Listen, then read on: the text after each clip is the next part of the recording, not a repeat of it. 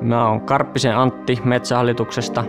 Toimin projektipäällikkönä tässä NPS-Mätäsoja-projektissa. Projektissa on paljon kumppaneita. Metsähallituksesta on Eräpalvelut sekä Metsätalous Oy. Metsähallituksen ulkopuolelta on sitten seurantayhteistyötä Luonnonvarakeskuksen, Oulun yliopiston ja Suomen ympäristökeskuksen kanssa heidän omaan projektiinsa tiimoilta. Ja sitten Jurmu 2 osakaskunta on myös rahoittamassa näitä toimenpiteitä. Me ennallistetaan Mätäsoja-puron valuma-alue sekä Mätäsoja-puro. Eli me ennallistetaan soita sekä kunnostetaan sitä puroa. Ja näin ollen kasvi- ja eläinlajit menestyy siellä paremmin ja vesi on puhtaampaa. Projekti on aika alkuvaiheessa. Me ollaan viime vuonna aloitettu projekti ja ennallistettu 5 suota.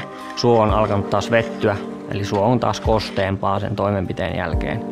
Lisäksi kunnostettiin Mätäsoja-puroa. Ja kun me ollaan palautettu puunrunkoja ja kiviä ja soraa puroon, niin heti nähdään se, että se on paljon luontaisemman näköinen se puro. Ja näin ollen sitten taimenilla ja muilla vesiöljyillä on siellä paremmat oltavat sitten. Viime talven aikana on tehty ennallistamishakkuita noin 15 suolle. Lisäksi toimenpiteitä tullaan jatkamaan ensi vuonna noin 5 suon verran.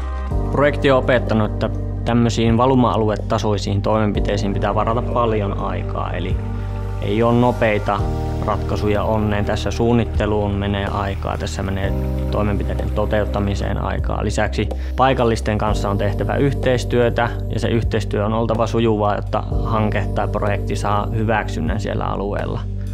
Lisäksi vaikuttavuuden seurantaan on varattava resursseja ja aikaa.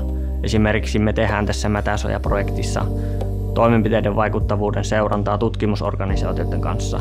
Mä suosittelen lämpimästi lähtemään mukaan tämmöisiin ennallistamisprojekteihin. Se muutos siellä alueella on silmin nähden huikea, kun sä näet, että joku tuhoutunut elinympäristö muuttuu takaisin luonnontilaa ja sinne alkaa palautua luontainen lajisto sinne alueelle. Se on aivan mahtavaa nähdä semmoinen